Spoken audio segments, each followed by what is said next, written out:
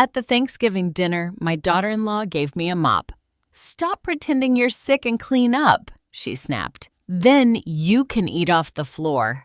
My son added, "Stop using age as an excuse. You eat for free every single day. Please the guests for us." That night, I packed my suitcase and vanished. The next day, I did something that left them pale with shock. I'm glad to have you here. Follow my story until the end and comment from what city you are watching me. That way, I can see how far my story has traveled. The aroma of savory turkey and mashed potatoes filled the entire house when the doorbell rang for the 5th time that afternoon. It was Thanksgiving, and like every year, my daughter-in-law Samantha had decided to host a special dinner to show her friends how perfect her life was. What her guests didn't know was that I had spent the last 3 days cooking non-stop, cleaning every corner of the house and preparing everything so she could shine as the ideal hostess. I stayed in the kitchen, as always. That was my designated zone during Samantha's parties. I cooked, I served, I cleaned, but I was never invited to sit with the others. At 65 years old, I had become the invisible house cleaner in my own home, or rather, the house where I had lived for 30 years with my late husband, Robert. "Beatrice!" Samantha yelled from the dining room. Her voice had that high-pitched tone she used when she wanted to seem sweet in front of her friends, but which froze my blood. "Bring more warm dinner rolls." I came out of the kitchen balancing a tray with freshly baked rolls. The laughter stopped when I appeared. It was as if I had interrupted something important, as if my presence were a nuisance. The 8 guests looked at me with that uncomfortable expression people put on when they see someone working while they're having fun. "Thank you." "Beatrice," one of Samantha's friends mumbled, avoiding my gaze. I went back to the kitchen and continued preparing the apple pie. I could hear fragments of conversation from the dining room.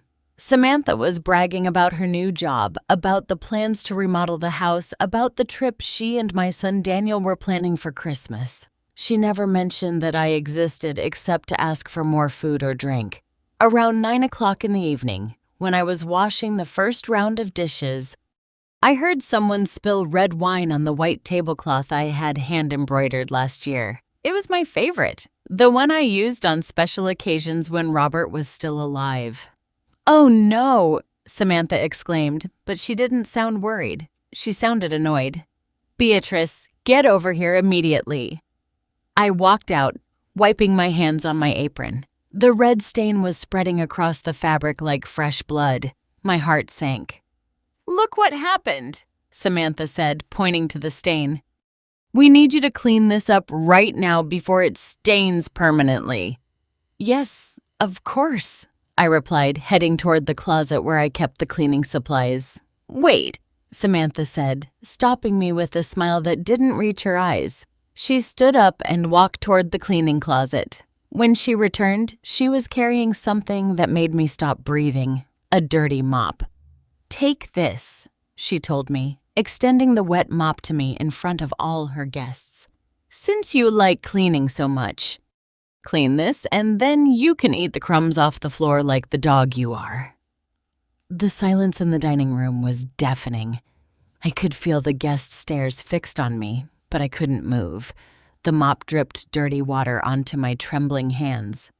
"Samantha," one of her friends murmured, clearly uncomfortable. "What?" Samantha responded with a forced laugh. "It's the truth. She eats for free every day. She never pays anything and acts like she owns the place." That was when Daniel, my son, appeared. My only son. He came out of the den where he had been watching the football game with some of the husbands. He was 38 years old. But in that moment, he seemed like a stranger. His eyes were cold, distant. "Mom," he said with a voice I had never heard before, "stop using your age as an excuse for everything. You have to earn your place here, and that means helping out when we have guests." "Daniel," I whispered, feeling my voice break. "No, Mom. Enough. Samantha is right. You eat for free every day. You live in our house without paying rent. And the only thing we ask is for you to cooperate when we have visitors. Now, clean that stain and be grateful that our guests are so patient with you." My son's words hit me like punches to the stomach. I looked around the dining room, searching for even one compassionate face.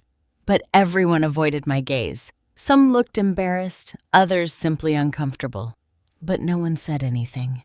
With trembling hands, I knelt on the floor and began to wipe the stain with the dirty mop. The soapy water mixed with my tears as I scrubbed the fabric I had made with so much love. I could hear uncomfortable murmurs, but no one moved to help me. "Good job," Samantha said with satisfaction. "Now pick up the crumbs under the table."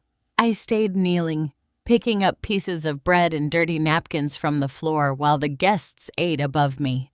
The humiliation was complete. I was no longer a person to them. I was less than a pet. When I finished, I slowly got up. My knees creaked and I felt a sharp pain in my back. No one helped me to my feet.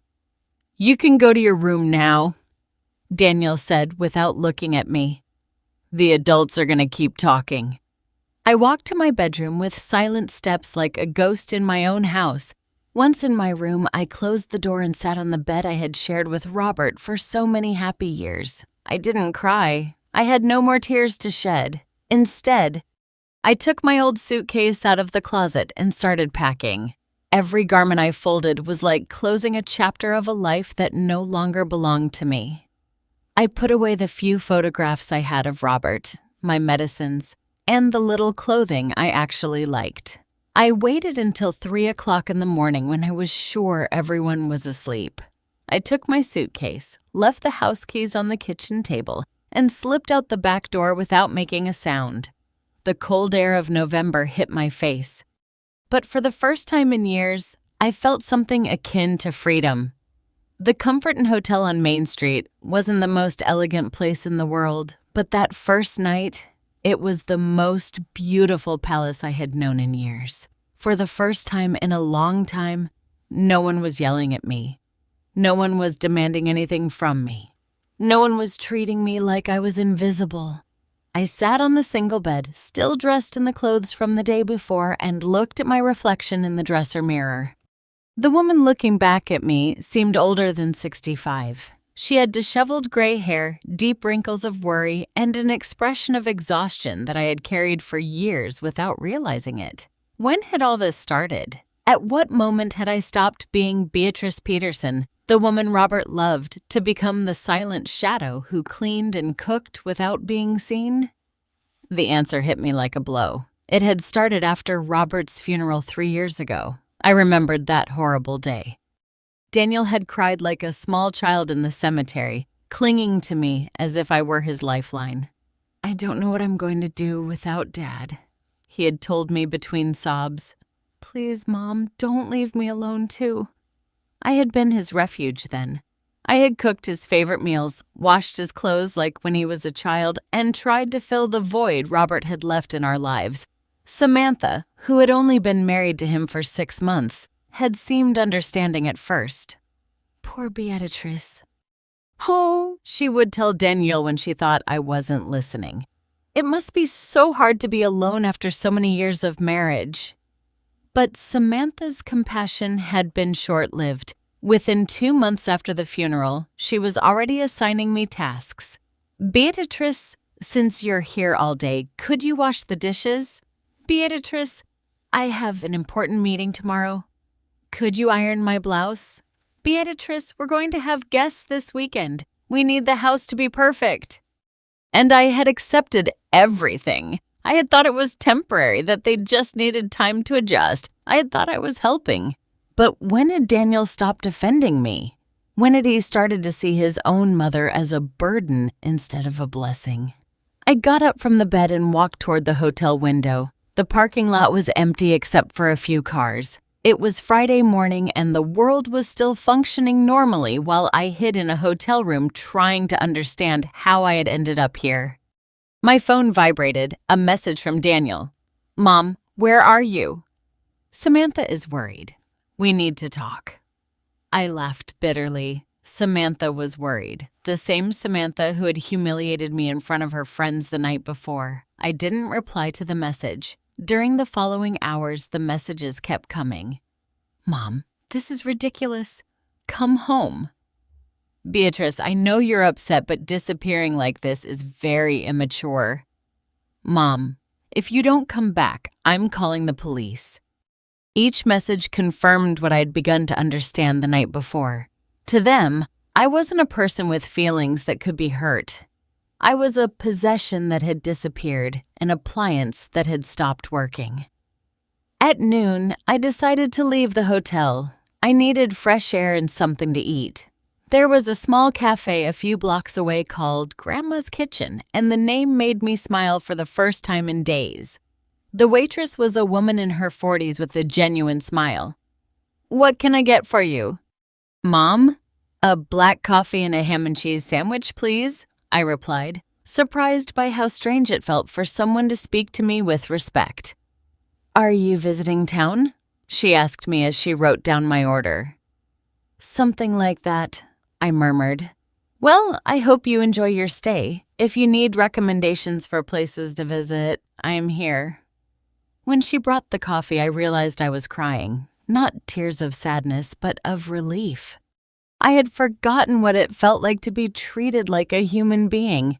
Are you all right, Mom? The waitress asked with genuine concern. Yes, I replied, wiping my tears. I'm just remembering who I am.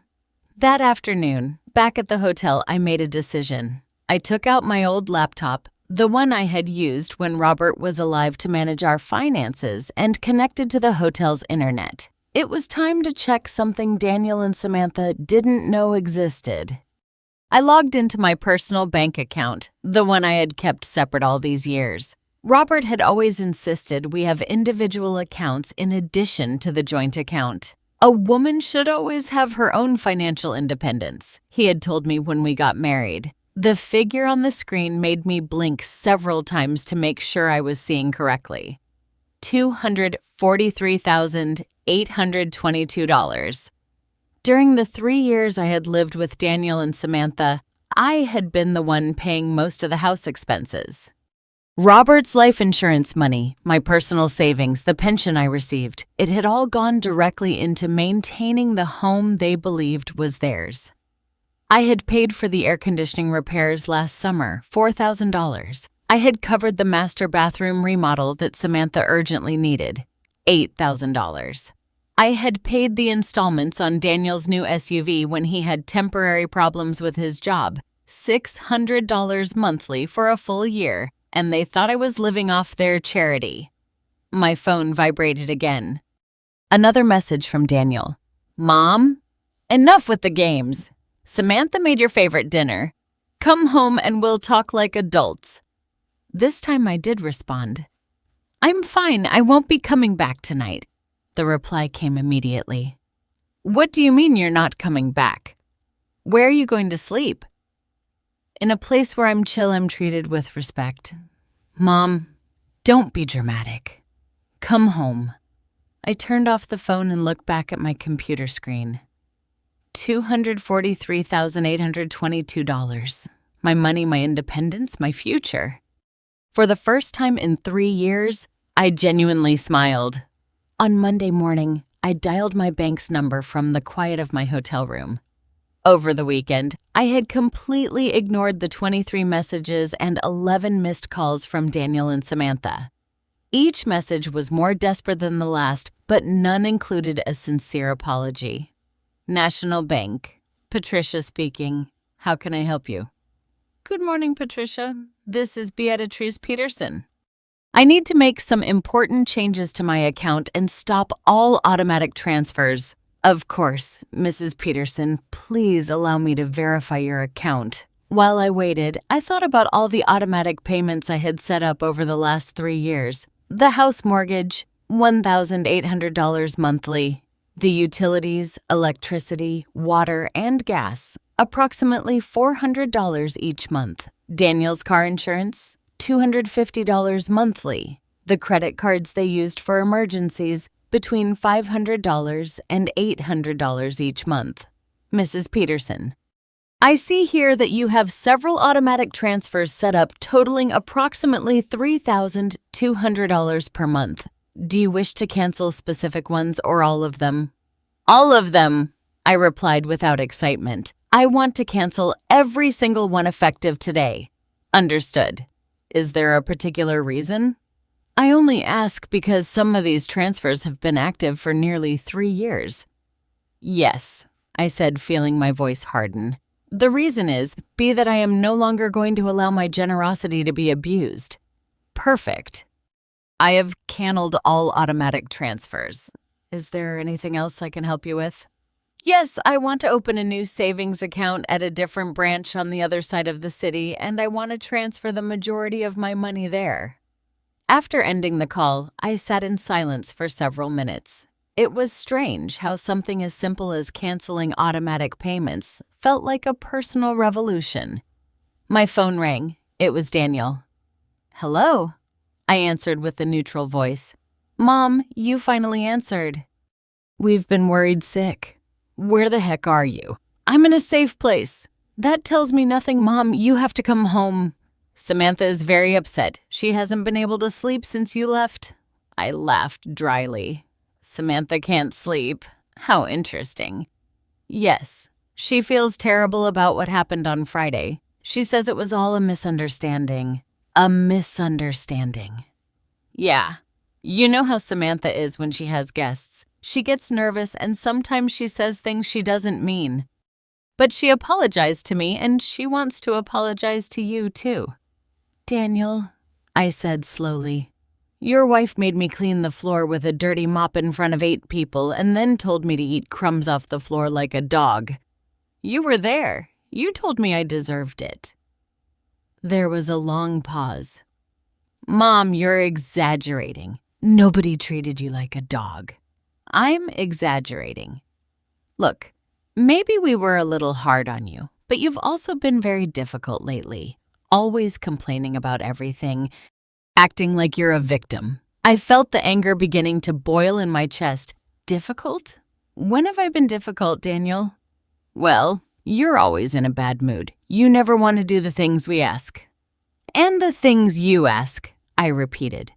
Are you referring to cooking, cleaning, washing clothes, ironing, paying the bills, maintaining the house, and doing all the domestic work while you two go out with your friends? Mom, don't be dramatic. You live in our house for free. For free? Yes, for free. You don't pay rent. You don't pay for food. You don't pay for anything. It was time. It was time for Daniel to know the truth. Daniel, who do you think has been paying the mortgage on that house for the last 3 years? What? Me? Obviously, it's my house. No, son. I have been paying the mortgage $1,800 every month directly from my bank account. Silence. That's not true. Mom, who do you think paid for the air conditioning repairs last summer? The $4,000 for the bathroom remodel? The payments on your car, the utilities every month. Mom, what are you saying? I'm saying that for the last 3 years, I have spent more than $120,000 maintaining that house and that life you think you're financing. That's impossible. You don't have that much money. Oh, really, Daniel? I had a whole life before you were born. Your father and I worked for 40 years. We saved, we invested, we planned our future. When he died, he left me a considerable inheritance in addition to my own pension and my savings. But you never said. I never said because you never asked. You assumed I was a poor old woman who depended on your charity. And I let you believe it because I thought that way I could help my son in a difficult time. Mom, I didn't know. Of course you didn't know. You know why? Because you never cared to know. In 3 years, not once did you ask me how I was financially, if I needed anything, if I had enough money for my medicines or my personal expenses. But nothing, Daniel. An hour ago, I canceled all the automatic transfers from my account. Starting today, I will not pay 1 more cent of that house's expenses. What? You can't do that. How are we going to pay the mortgage? That is no longer my problem. Mom, please. We can't lose the house. Then you better find a job that allows you to pay for it yourself or sell some of the expensive things you've been buying with my money. But I didn't know it was your money, did I? Did you never wonder where the money came from when your salary wasn't enough? Did it never seem strange that there was always money available for everything Samantha wanted? Daniel was silent. Son, I continued with a softer voice, for 3 years I became your unpaid house cleaner, and on top of that I financed your lifestyle, all because I loved you and wanted to help. But on Friday night, I realized that to you, I am not a person who deserves respect. I'm just a source of money and free labor. Mom, that's not true. We love you. You love me. When was the last time you asked me how I felt? When was the last time you invited me to go out with you? When was the last time you treated me like part of the family instead of the servant? Daniel didn't answer. I'm going to tell you something else, son. I have $243,822 in my bank account. Money your father and I saved for decades. Money we planned to use to travel, to enjoy our golden years. After he died, I thought I could use it to help my son and create beautiful memories together. But instead, I used it to subsidize a life in which I was invisible no more. What do you mean? I mean that I am going to use that money for myself to create the life I deserve. A life where I don't have to clean floors with dirty mops to earn a place in my own family. Mom, please, we can fix this. Come home and we'll talk. No, Daniel. This conversation ended 3 days ago when you decided it was acceptable for your wife to humiliate me and for you to support her. I hung up the phone and turned it off. For the first time in years, I felt like I was in control of my own life. On Thursday morning, I was quietly having breakfast at Grandma's kitchen when I saw Daniel enter like a hurricane. He had deep circles under his eyes, disheveled hair, and that desperate look I remembered from when he was a child and had broken something valuable. He saw me immediately and headed toward my table with long, nervous strides. Mom, thank God I found you, he said, slumping into the chair across from me without being invited. I've been looking all over the city for you. Good morning, Daniel, I replied calmly, without looking up from my newspaper. Mom, we urgently need to talk. There is a very serious problem. What kind of problem? His hands trembled as he placed them on the table. The bank called us yesterday. They say the mortgage payment was rejected. The power company is also going to cut off service on Monday if we don't pay. And we don't have the money to pay for any of it. I took a sip of my coffee and looked him directly in the eyes. That's too bad. Mom, you can't be serious. They're going to take our house. They are not going to take anything from me, Daniel. That house is in your name, not mine. But you said you had been paying, and I was, but not anymore. The waitress approached our table. Is your companion going to order anything, Mrs. Peterson? No, I replied. He's leaving very soon. Daniel looked at me with disbelief. Mrs. Peterson, they are treating you like you are important here. Here.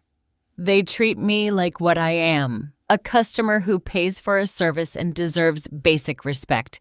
Mom, please stop playing games. This is serious. Samantha is hysterical. She hasn't stopped crying since you left. Is she crying because she misses me or because she realized she won't be able to keep living the lifestyle I was financing? Daniel lowered his gaze. She didn't know you were paying so much. Neither of us did. Really? You didn't know? Did you never wonder how you could afford a 4-bedroom house with a yard when your salary was $3,000 monthly and Samantha's was $2,500? I thought I had saved more than I remembered. Or maybe Dad had left something. Your father did leave something, Daniel. He left it to me, his wife, and I decided to share it with you because I thought we were a family. We are a family. Oh, really? Do families force their mothers to clean the floor with dirty mops in front of strangers? Daniel ran his hands through his hair. Mom, I told you that was a mistake. Samantha was nervous. She'd had a little wine. Daniel, stop making excuses for your wife. She knew exactly what she was doing. What do you want me to do? Get a divorce. I want you to take responsibility for your decisions and stop expecting me to finance the consequences. He leaned forward, desperate. Mom, how much money do you need? $5,000? $10,000? I promise we'll pay you back as soon as Daniel stop.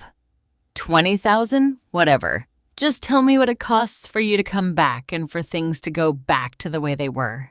There is no amount of money that can buy that. Why not? You always said family is the most important thing. I got up from the table and put down money to pay for my breakfast. You're right. Family is the most important thing. That's why I'm going to create a new one. You can't leave. I'm your only son, and I was your only mother. But that didn't stop you when you decided it was acceptable to humiliate me. Daniel followed me to the cafe door. Mom, please, I promise things will change. I turned toward him. How are things going to change, Daniel? Is Samantha going to start treating me with respect? Are you going to defend me when she disrespects me?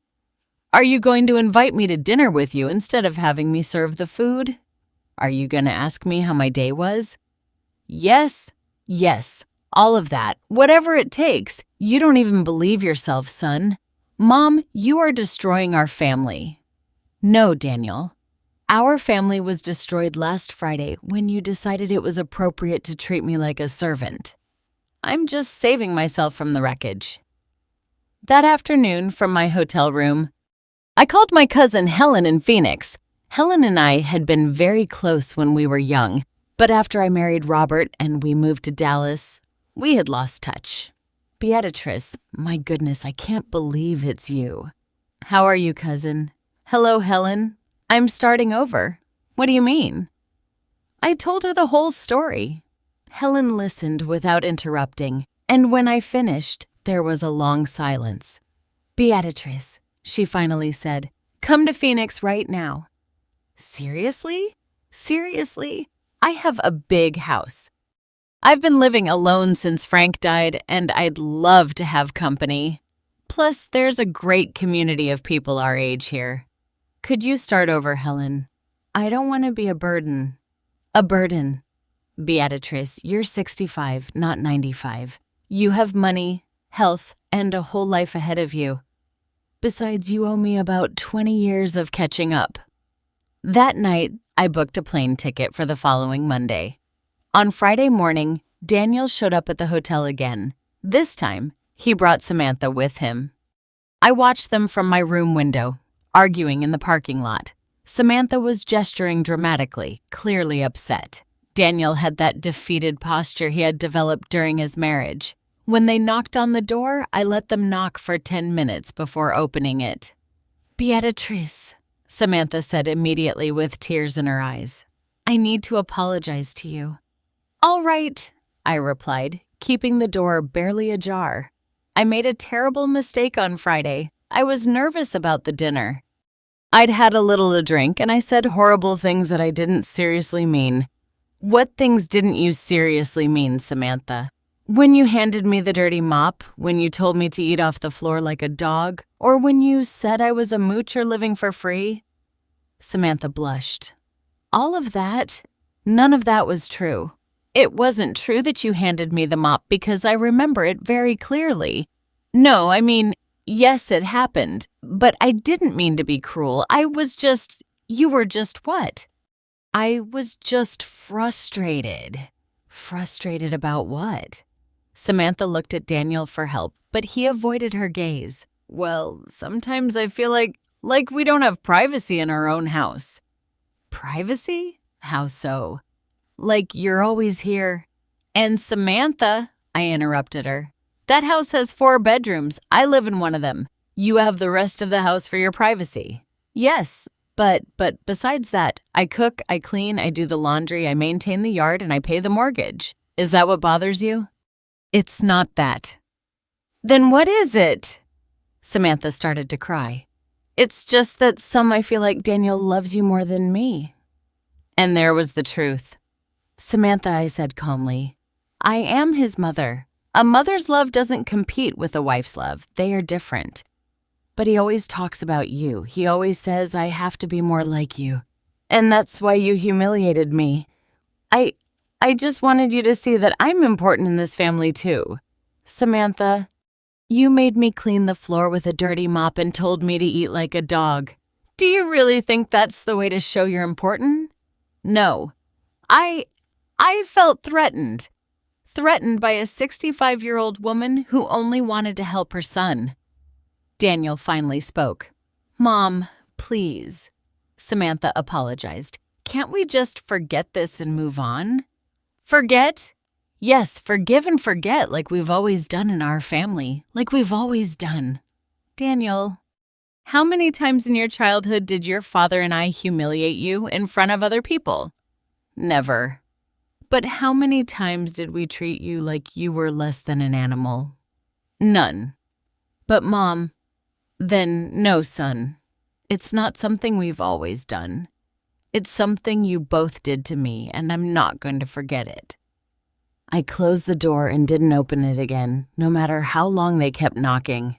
On Sunday morning, my last day in Dallas, I was packing my few belongings when my phone rang.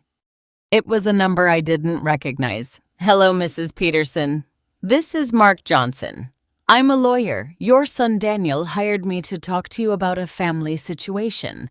I stopped folding my clothes and sat on the bed. A lawyer? Yes, Mom. Your son is very worried about you. He tells me you've been acting irrationally and are putting the family's welfare at risk. Irrationally? Yes, Mom.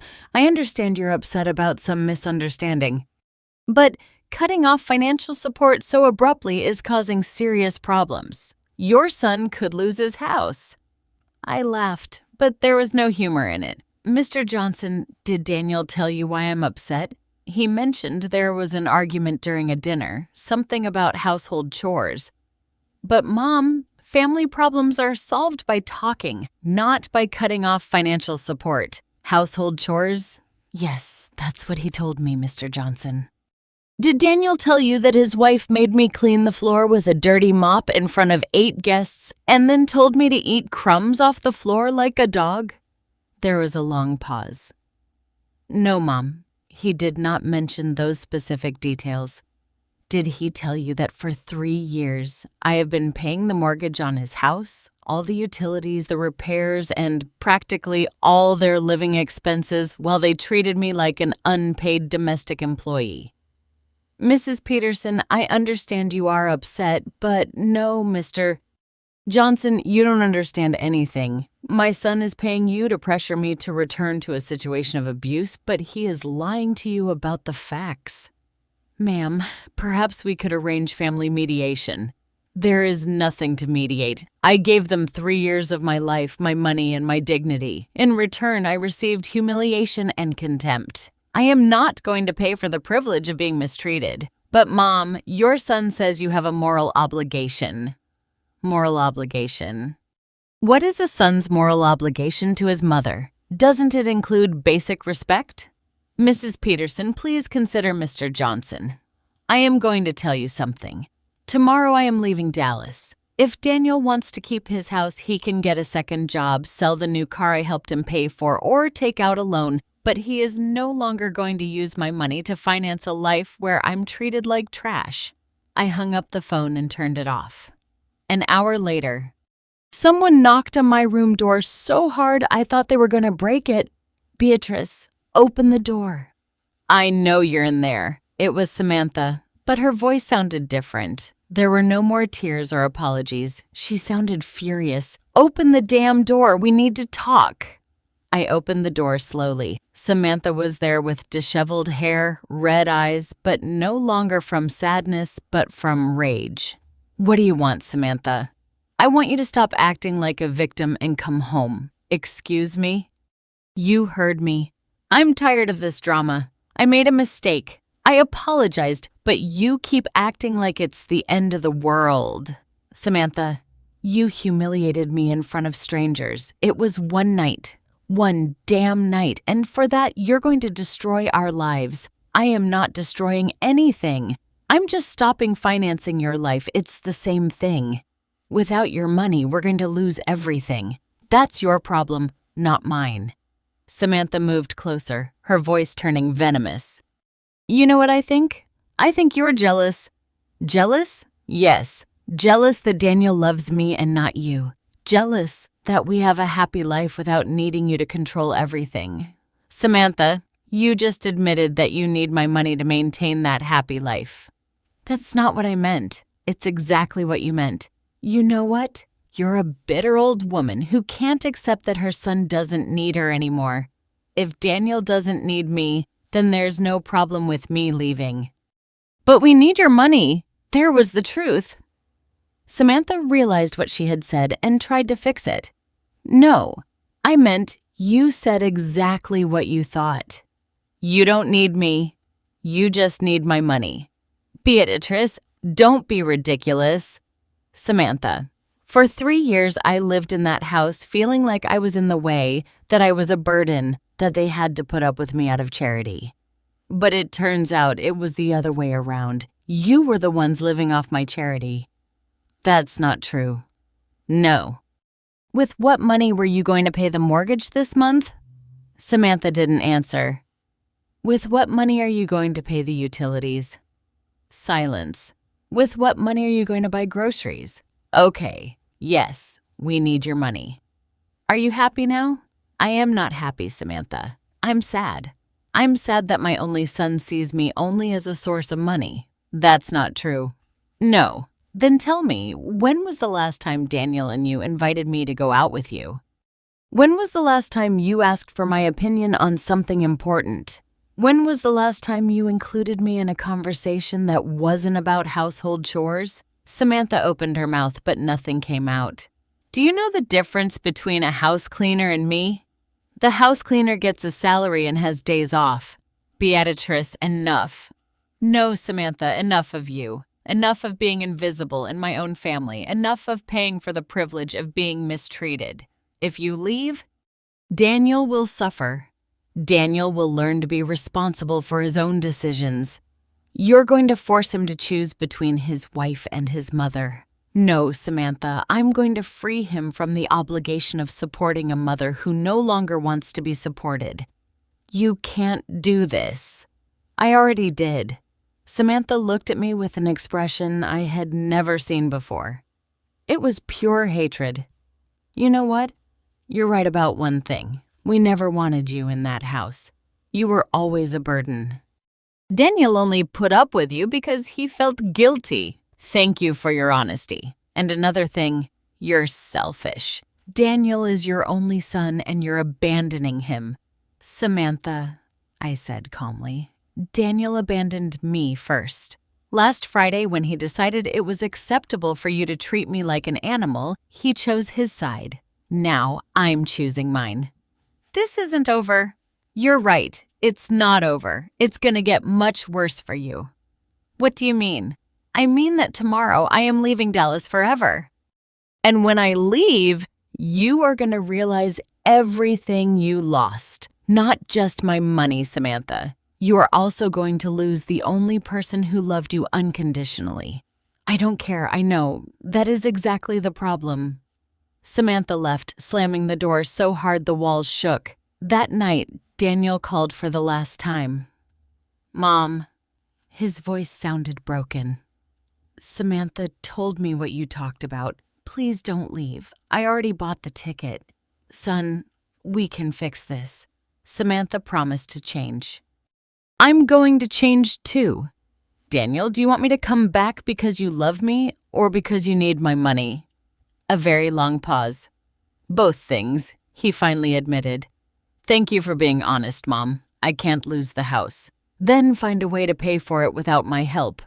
I don't earn enough money. Then find a better job or sell the house and buy something cheaper. But we've built a life here. You built a life here with my money, Daniel. Now you have to build a life you can maintain yourselves. Mom. Please. I love you, son. That's why I'm leaving. So you can learn to live without depending on me. And if I can't, then you're going to have to learn. And if I lose Samantha, son, if Samantha only stays with you while you have money, then she's not worth keeping. But I love her. I know. And maybe that's exactly why you need to find out if she loves you or if she just loves what I was providing for you. Mom, I'm scared. It's okay to be scared, Daniel. Fear is going to motivate you to do what you have to do to survive. Are you going to call me? Not for a while. You need to learn to solve your problems without me. And if I need help, then look for help somewhere else. With friends, with other family members, with professionals, but not with me. This feels like a punishment. It's not a punishment, son. It's a liberation for both of us. I hung up the phone and cried for the first time in a week.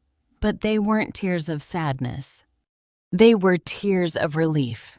6 months later, I was sitting in the backyard of Helen's house in Phoenix, drinking coffee and watching the sunrise over the mountains. The desert air was dry and clean, so different from the heavy humidity of Dallas that I had left behind. Helen came out of the kitchen with her own cup of coffee and sat next to me. "How do you feel today, cousin?" "Free," I replied without thinking. And it was true. For the first time in years, I felt completely free. The first 2 months in Phoenix had been difficult. Not because I regretted my decision, but because I was rediscovering who I was when I didn't have to take care of anyone else. I had spent so long being Daniel's mother or Samantha's mother-in-law that I had forgotten how to simply be Beatrice. Helen had helped me tremendously. She signed me up for a painting class at the community center, introduced me to her friends, and convinced me to buy a small car so I could get around independently. "You know what the strangest thing is?" I said to Helen as we watched the cactus bloom in her garden. "What?" "That for the first time in my adult life, all the money I spend is for me. Yesterday, I went to the supermarket and bought salmon because I felt like salmon. Not because someone else had asked for it, not because it was for a special occasion, just because I wanted to eat it." Helen smiled. "It's incredible how the simplest things can feel like luxuries when you regain your freedom." She was right. Over the last few weeks, I had been doing things that seemed silly but were revolutionary for me. I had gone to the movies alone on a weekday afternoon. I had bought an expensive book just because I liked the cover. I had slept until 10 o'clock in the morning on a Sunday without feeling guilty. My phone rang. It was a number from Dallas that I didn't recognize. "Hello, Mrs. Peterson. This is Sandra Garcia. I'm a county social worker. I'm calling because we received an elder welfare referral. Someone reported that you might be in a situation of abandonment." I sat up straighter. "Abandonment?" "Yes, ma'am. We received a call from a family member of yours saying you are living alone, possibly without adequate resources, and that your family is worried about your welfare." "Who made that call?"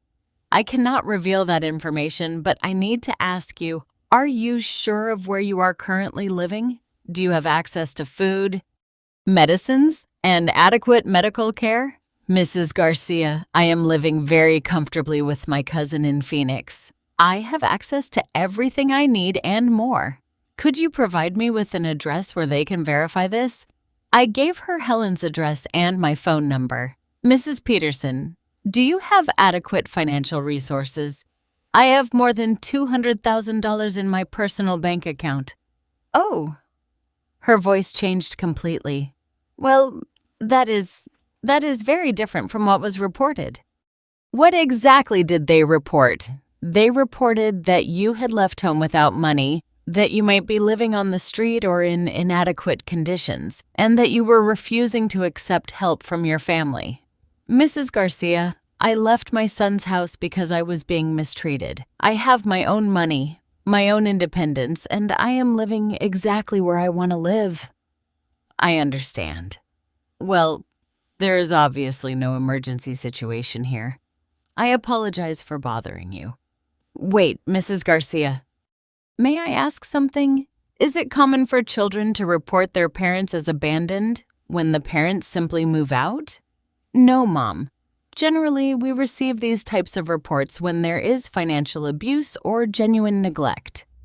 Financial abuse? Yes, when someone is using the resources of a senior citizen against their will or when they are being financially exploited. How interesting. Why do you say that? Because for 3 years, I was the one who financed the life of my son and his wife. And when I stopped doing so, now they report me as abandoned. There was a long pause. Mrs. Peterson, do you feel you were financially exploited? Yes, Mrs. Garcia, definitely. Would you like to report that situation? No, thank you. I already took care of the problem. I left. When I hung up, Helen looked at me curiously. Everything okay? Daniel reported me to social services as abandoned and living in inadequate conditions. What? I guess his strategy now is to make me look like a confused old woman who needs to be rescued and taken back home. Helen shook her head. That boy really doesn't get it, does he? No, he doesn't get it. That afternoon, I decided to do something I had been putting off. I called my bank in Dallas. National Bank. Patricia speaking. Hello, Patricia. This is Beatrice Peterson. Do you remember a few months ago I canceled all my automatic transfers? Yes, Mrs. Peterson. How are you? Very well. Thank you.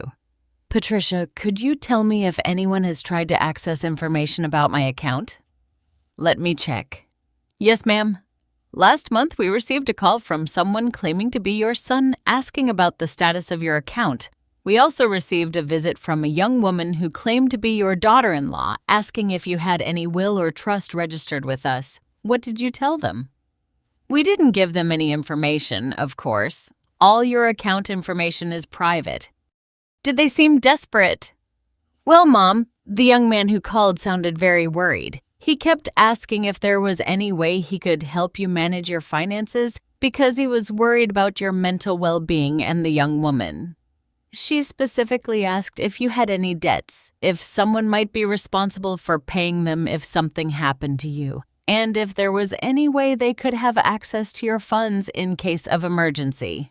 I understand, Patricia.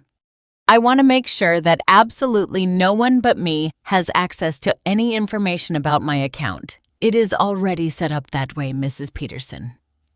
Perfect. One last question. Have they asked again about the automatic transfers I canceled? Yes, Mom. Your son has called 3 times asking if there was an error in the system, if the transfers could be automatically reactivated, and if there was any way he could speak to a supervisor about what he called a family emergency situation. What did they tell him? We told him that only you can authorize changes to your account. Thank you, Patricia. That night, Helen and I went out to dinner at a Mexican restaurant in downtown Phoenix.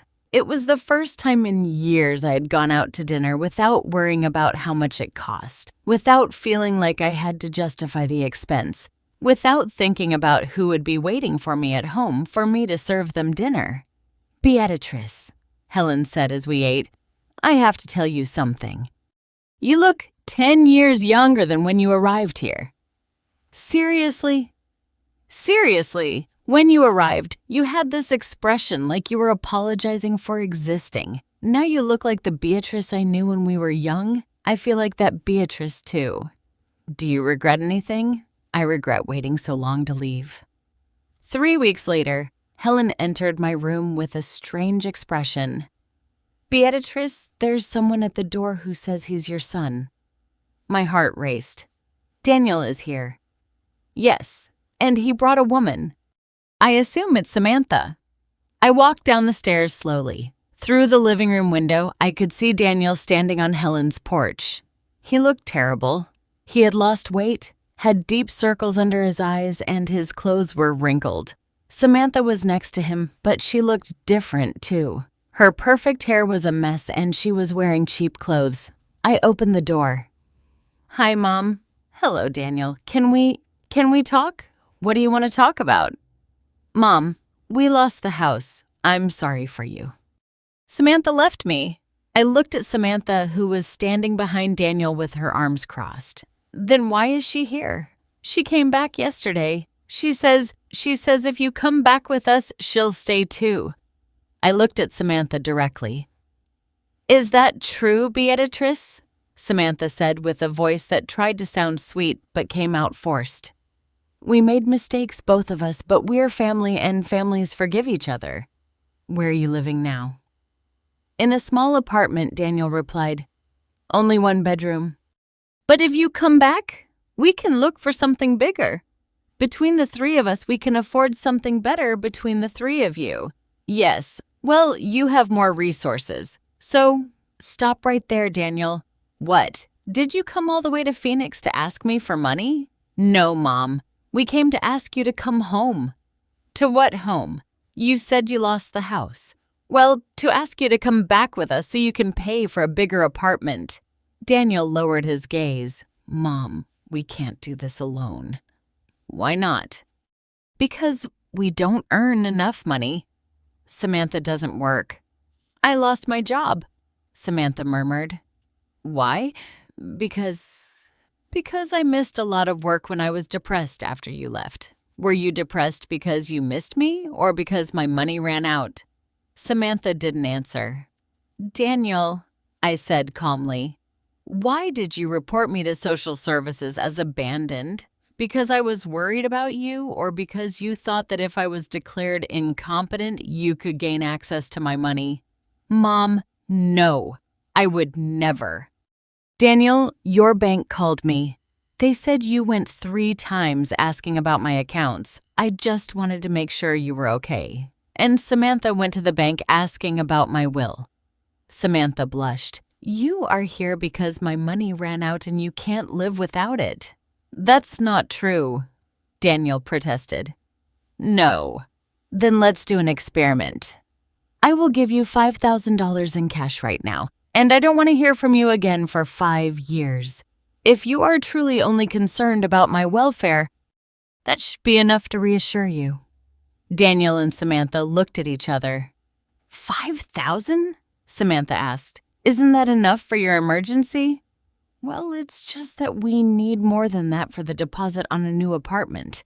And there is your answer, I said, starting to close the door. Wait, Daniel shouted. Mom, we are your family.